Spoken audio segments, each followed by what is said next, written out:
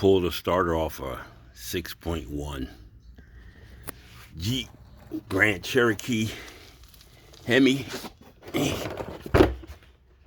You have to take out the drive shaft. I've seen videos where they say you don't. That's for the 5.3.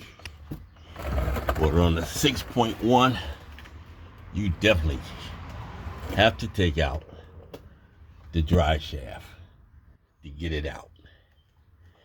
And it ain't fun to get it out. So that's the original one. And what? This is 2004. So 07. Yeah, it's about due.